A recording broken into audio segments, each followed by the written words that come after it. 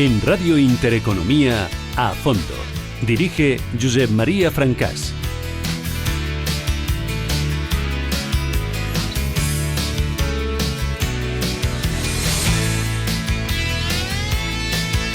Muy buenas noches, empieza A Fondo. Hoy A Fondo con Aarón García Peña, poeta y presidente de la sección de literatura del Ateneo de Madrid. Muy buenas noches, Aarón, ¿qué tal estás? ¿Qué tal? Buenas noches, ¿cómo estás? Saludamos también a May Sánchez en el control técnico, que ya saben que no les puede saludar, pero no es por falta de ganas, sino porque está recluida en su cubil.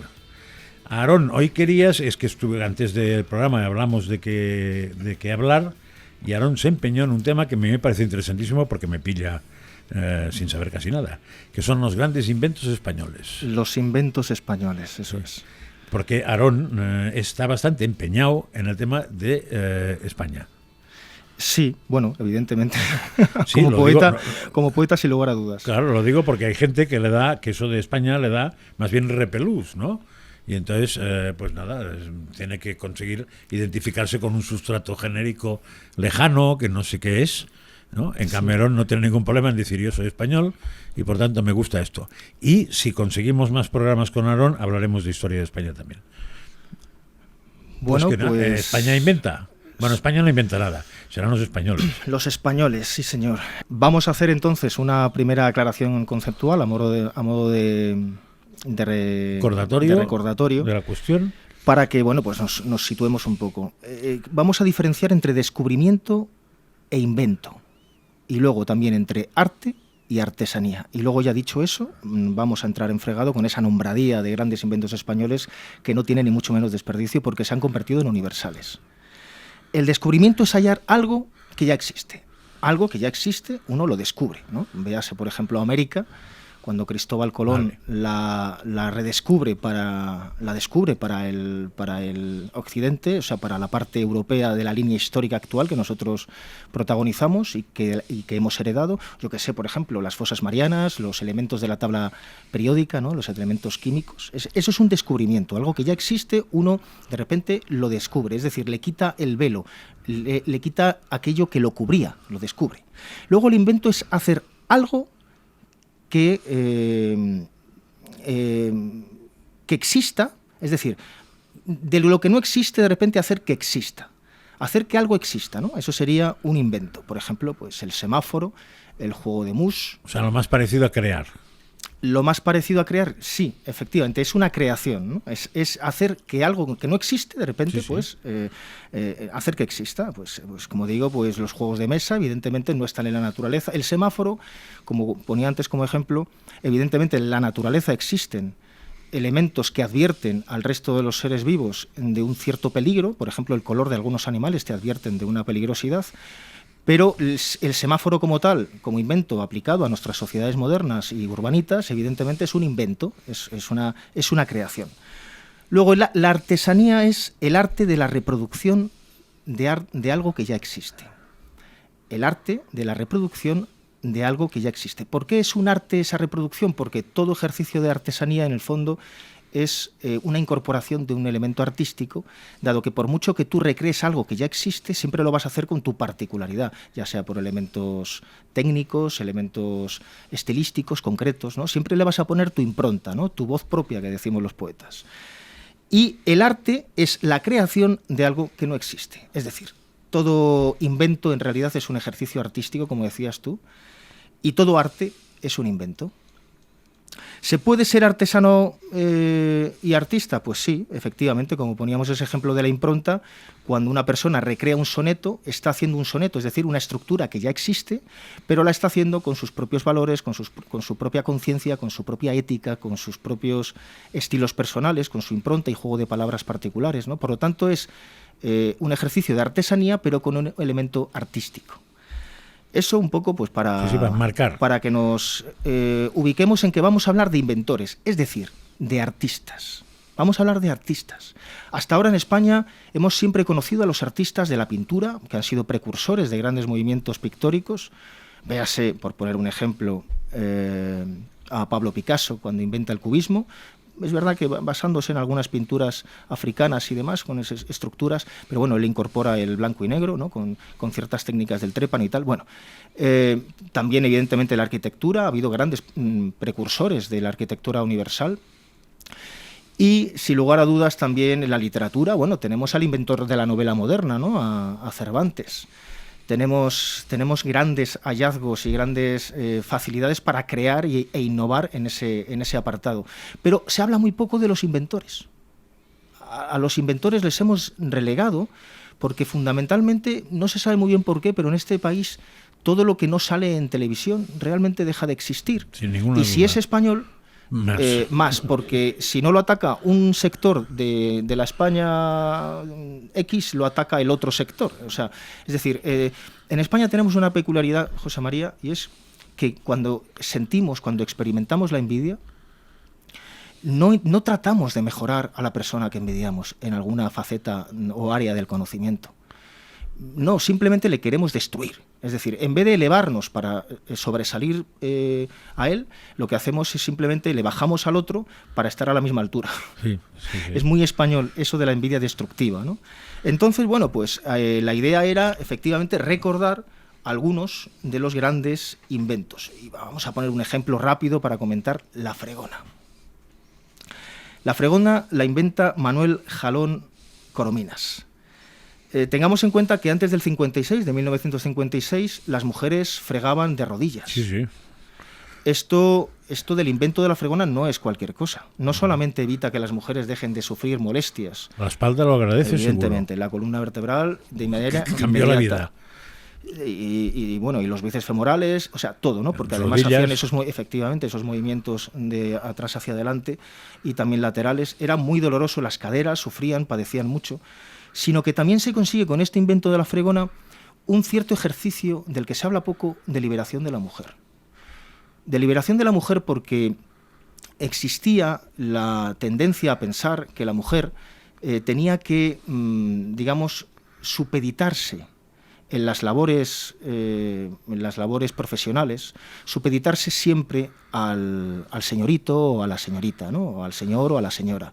Y entonces ese levantarse, ese erguirse, ¿no? Ese levantarse del suelo y mirar a la cara mientras se trabaja sin ningún tipo de problema ni tapujo, ejercita un cierto choque de clases y ruptura de choque de clases. Y una liberación de la mujer porque la mujer también deja de exhibirse delante de su señor o de su señora entonces, como se les llamaba, deja de exhibir pues esos ciertos contoneos que en un momento determinado sirven incluso en la propia literatura para degradar a la mujer a través de la fregona. Bueno, existe de hecho un texto de novelas ejemplares también de Miguel de Cervantes que se llama así, La fregona, ¿no?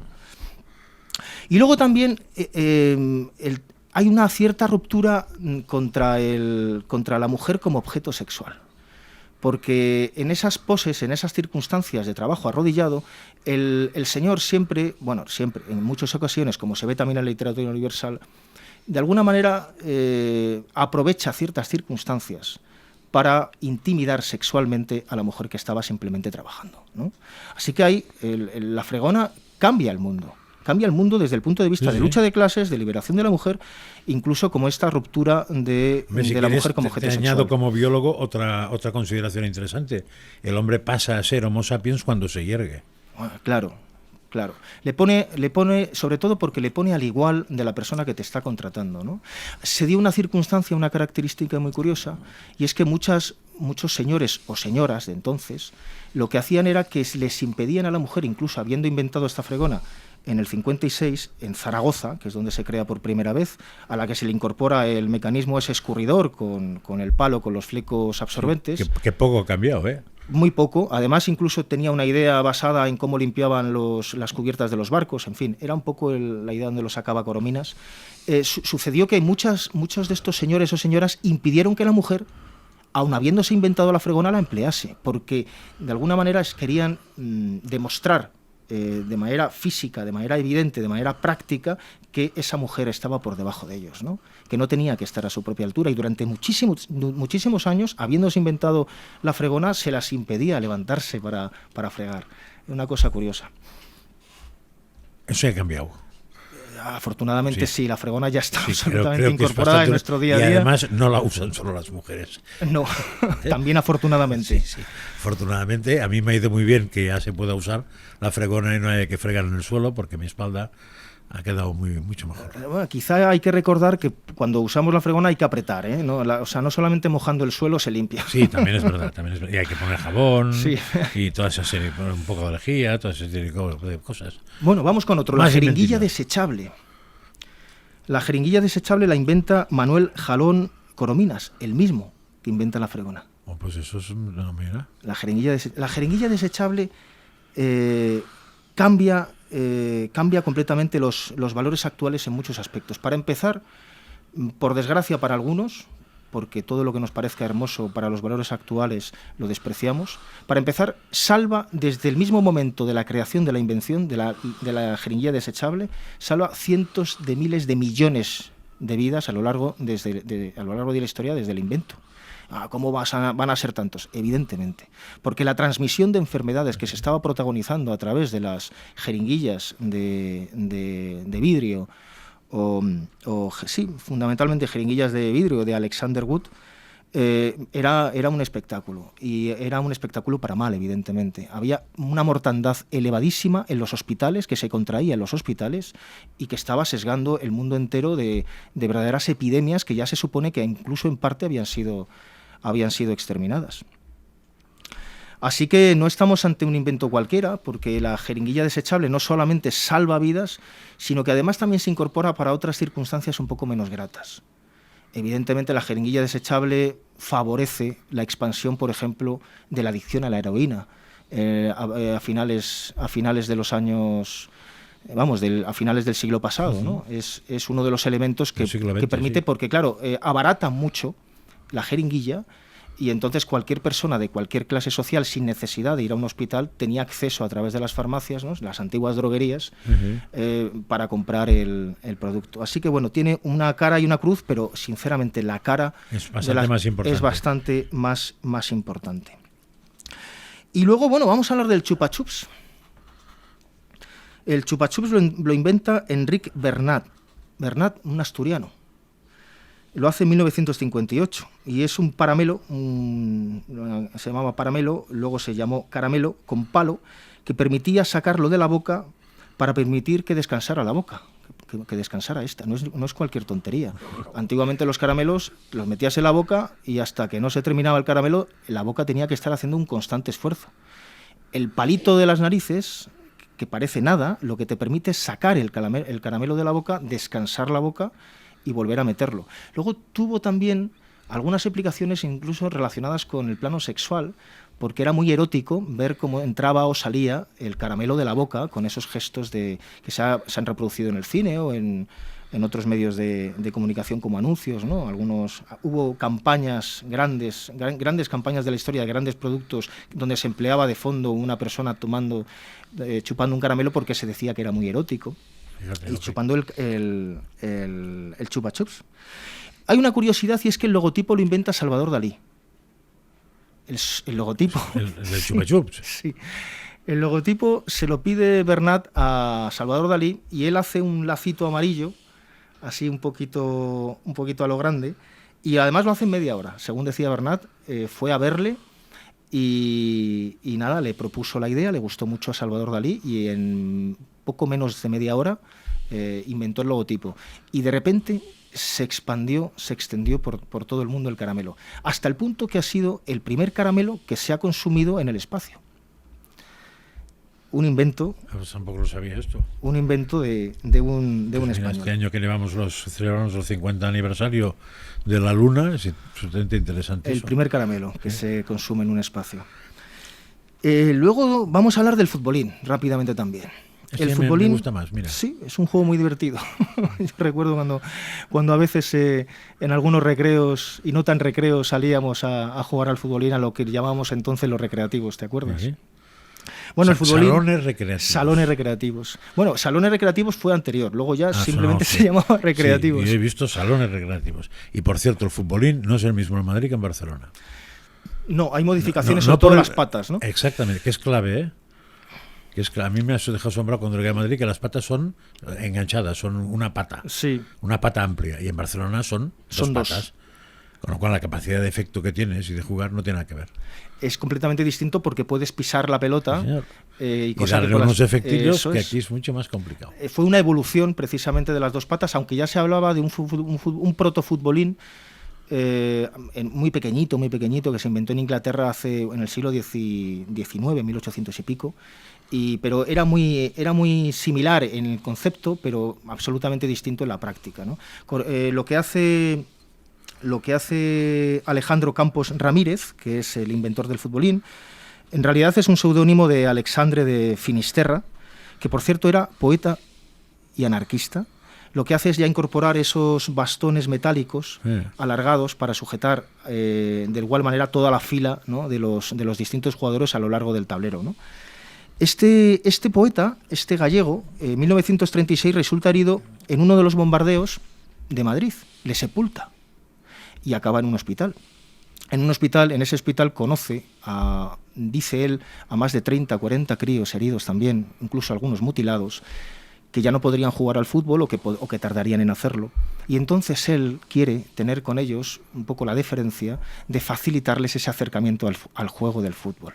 E inventa el futbolín. Pues me dejas asombrado, porque hasta la historia es bonita de inicio. Sí, lo inventa en el 36. ¿Y quién no ha jugado al futbolín? Pues eso digo yo, no sé si alguno de mis hijos habrá jugado al fútbol, no habrá jugado al futbolín. Bueno, el pequeño seguro que no. Pero siguen haciéndose futbolines, ¿eh? Sí, es que hay campeonatos universales que los llaman universales, evidentemente son mundiales, campeonatos mundiales que van rotando en los distintos continentes. O sea, verdaderamente tiene sus reglas, tiene su base, tiene su mecanismo y su manera, de alguna manera, de desarrollar todo un establishment del placer por el fútbol en sala, ¿no? En un habitáculo cerrado. En los salones recreativos, ahora no sé cómo están, pero antes había fútbol en billar y después ya otras cosas que eran consideradas juego más perverso. Porque eran distintas máquinas y todo esto ya es más perversión. Pero fútbol y billar, incluso a los padres más reacios, lo de jugar a fútbol les parecía una cosa honesta y honrada y, en fin, bien. Sí, estaba bien visto, y de alguna manera sigue estando bien visto. O menos no estaba mal visto. No tenías que esconderte de jugar al fútbol. No, de hecho, siendo adulto todavía puedes jugar y no se te mira mal. Sí, y el juego de adulto. Eso es, y no se te mira mal. Bueno, vamos a recordar ahora, a rescatar, mejor dicho, porque lo hemos hundido, lo hemos vilipendiado, por el motivo que sea, sobre todo por ser español y fundamentalmente por tener una ideología u otra, que es una vergüenza lo que pasa en este país con este asunto, ¿no? El que no tenemos un sentido de Estado y mucho menos un sentido de lo que realmente nosotros hemos aportado. Somos muy autocríticos, yo el primero a través de mi poesía con España y con los españoles sobre todo, pero bueno, no reconocer la verdad. Para ser autocrítico primero tienes que reconocer los éxitos, ¿no?, los triunfos. Bien, en España hemos tenido a nuestro Leonardo da Vinci particular. Y cuando digo Leonardo da Vinci no me quedo lejos. Era un hombre que sin lugar a dudas es ejemplo de virtudes en muchísimas de las áreas del conocimiento y en muchísimas de las formas y métodos de solucionar la vida sencilla de los ciudadanos, ¿no? La vida sencilla que luego incluso es precursora de grandes avances de los que estamos disfrutando en la actualidad. Estamos hablando de nuestro Leonardo da Vinci particular, estamos hablando de Leonardo Torres Quevedo. Inventa la calculadora digital en 1914. Leonardo es uno de los grandes matemáticos y científicos de la historia, no es broma. Es que, claro, cuando uno lo asocia a Da Vinci, de alguna manera parece como que quieres alardear de ser español. No, estamos alardeando de un ciudadano del mundo. Estamos alardeando de un señor que no solamente inventa esta calculadora digital, esta primera calculadora digital con cálculos de forma autónoma, complejos. Para que nos hagamos una idea, todas las calculadoras científicas de la actualidad están basadas en el invento de Leonardo Torres Quevedo. Sino que además esta calculadora es capaz de almacenar dígitos decimales, comparar cantidades y realizar operaciones binarias. Torres Quevedo se adelanta 20 años a la computadora digital. en lo que llamaban la computadora digital electromagnética, ¿no? De hecho, él inventa el primer computador.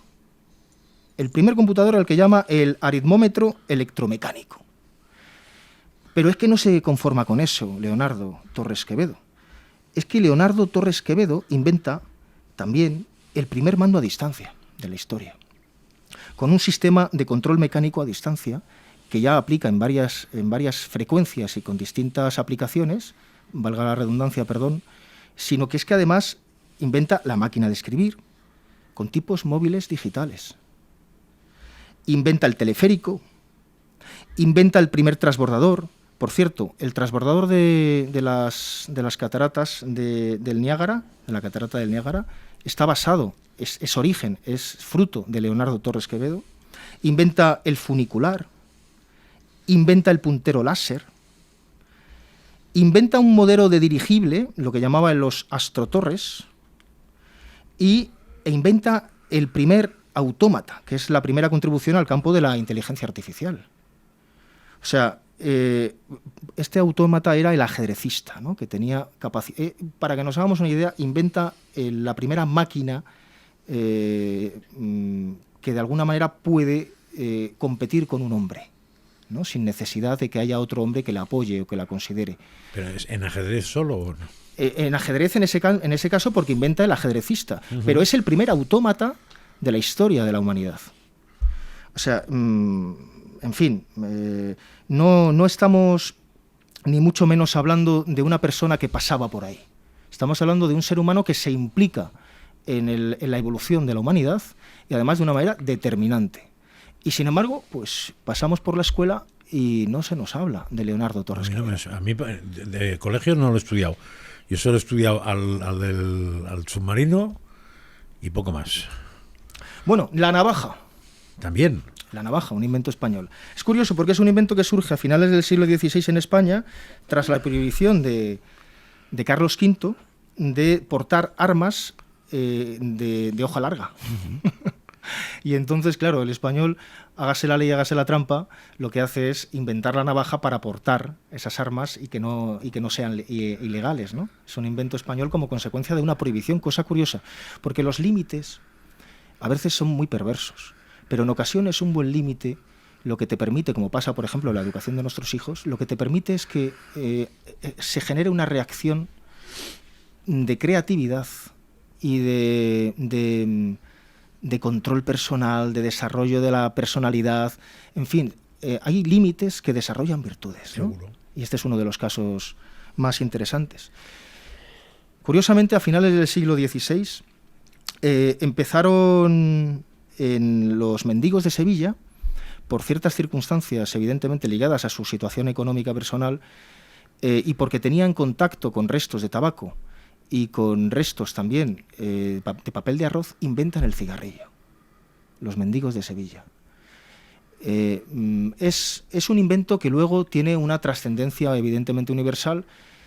Unos años más tarde se inventa ya el cigarrillo vendido de manera en unidades y ya más tarde se inventan ya las cajetillas, que son los cigarrillos metidos dentro del mismo paquete. El cigarrillo no hay nada que inventar. Claro, pero el invento es de los mendigos de Sevilla. Ante también una circunstancia de límites y de desagradable circunstancia, ¿no? Porque, claro, evidentemente una persona que no tenía capacidad de acceder a esas hojas que envolvían el tabaco, ¿no? Eran muy caras, pues lo que hace es que se busca las mañas. De la necesidad virtud. Claro, inventa el cigarrillo. También es un invento español el cóctel Molotov. Vaya. Sí, ¿verdad? Tiene un nombre, parece ruso, soviético. Sí, parece absolutamente soviético, vamos. Pues no. Se inventa como un antitanque, improvisado durante la Guerra Civil. El nombre vino después y no se lo puso ningún ruso, sino los soldados finlandeses que lucharon contra Rusia en la Guerra de Invierno, ¿no? Aquí estamos hablando del 1940. Para insultar, es decir, estos finlandeses querían insultar al ministro de Exteriores, que precisamente tenía un nombre de pila impronunciable para mí, pero evidentemente el apellido es mucho más sencillo, Molotov. Pero el invento se hace en España, en la Guerra Civil Española, se crea en España para precisamente derribar estas nuevas maquinarias de artillería, ¿no? que eran los tanques. Tengamos en cuenta que las guerras, por desgracia, dan lugar a muchos inventos. Sin duda. A muchos inventos que a lo largo de la historia luego también han servido para hacer el bien. Tiene esa paradoja desgraciada, ¿verdad? Bueno, yo no sé qué tiempo... Nos quedan 5 minutitos, 4. Bueno, pues... Pero seguramente hay más listado. No, vamos a hablar solamente de un tema más y luego hacemos una nombradilla. La radio, José María. La radio es un invento español. Se ha sabido hace muy poquitos años. Su padre es Julio Cervera, este padre que ahora ya podemos denominar como padre de la comunicación sin hilos. Este instrumento que tú y yo estamos ahora mismo empleando es un invento de un español, de Julio Cervera. Y lo hizo 11 años antes que Marconi, con el que colaboró precisamente de manera posterior. De hecho, Marconi nunca se adjudicó el invento, sino que se lo atribuyeron porque no encontraron, previo a su trabajo, previo a su radio, patente previa de su modelo. Y entonces, bueno, pues se le incorpora a Marconi. Pero ahora ya se ha encontrado, hace unos años se encontró esa prueba que demuestra que Julio Cervera inventa el concepto, la línea, el desarrollo tecnológico de la comunicación sin hilos. Una vez más han tenido que ser los medios extranjeros los que se hicieran eco, porque en España, que se habló de manera muy, muy por encima, nadie ha dicho absolutamente nada. Porque todo lo que hacemos es terrible, por ser españoles y seguramente por haber nacido en España, por las dos cosas. Es decir, y si hubiera un tercer elemento que nos hiciera españoles, ya sí, pues por la tercera también. La tercera. Y bueno, pues reconocer ahora mismo a Julio Cervera... Sí. Tenemos una rarabilidad, echarnos porquería encima muy especial. Sí. Este Julio Cervera era experto en diseños de tranvías, militar, científico, y trabajó con Marconi, ya te digo, unos años posteriores, pero el concepto previo, que ya se ha demostrado, es de él, y el desarrollo previo es suyo, ¿no? Entonces, bueno, independientemente de que sea uno u otro, aunque ahora ya esté demostrado que sea Julio Cervera, tenemos también a un precursor de un elemento universal, como es este grandioso medio de comunicación. Y bueno, ya por encima, a modo de nombradía, ahora más en estas fechas, el aire acondicionado.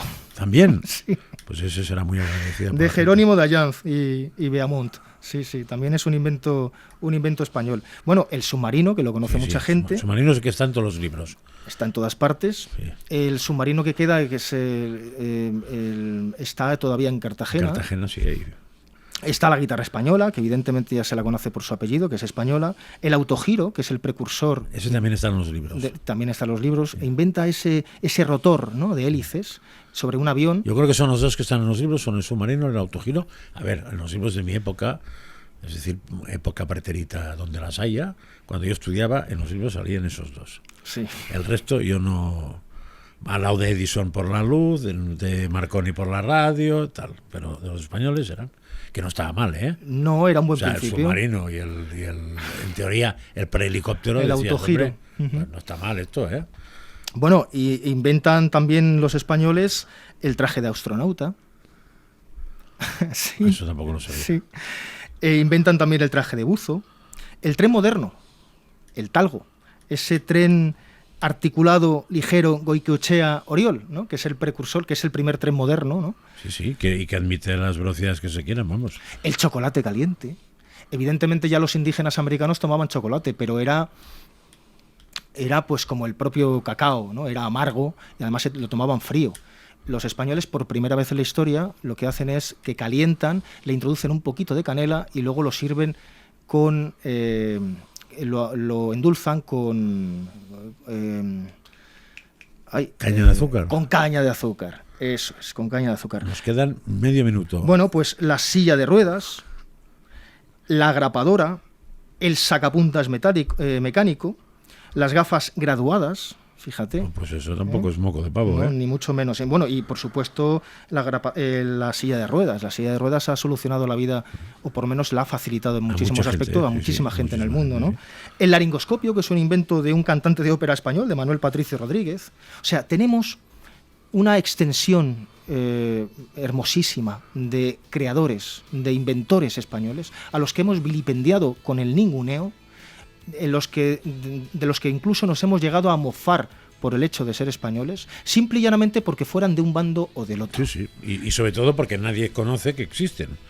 Nos tenemos que ir porque está sonando la música Ya saben, probablemente lo que es importante de eso es saberlo, leer. ¿Hay algún libro que ponga eso? La Enciclopedia Universal. Pues ya está, la Enciclopedia Universal, que se le alcance a todo el mundo. Cuídense, vamos a la publicidad y gracias, Aarón, hasta la próxima. Sé feliz, no fuera a hacernos falta. Esa es la frase de Aarón. Sé feliz, que no fuera a hacernos falta.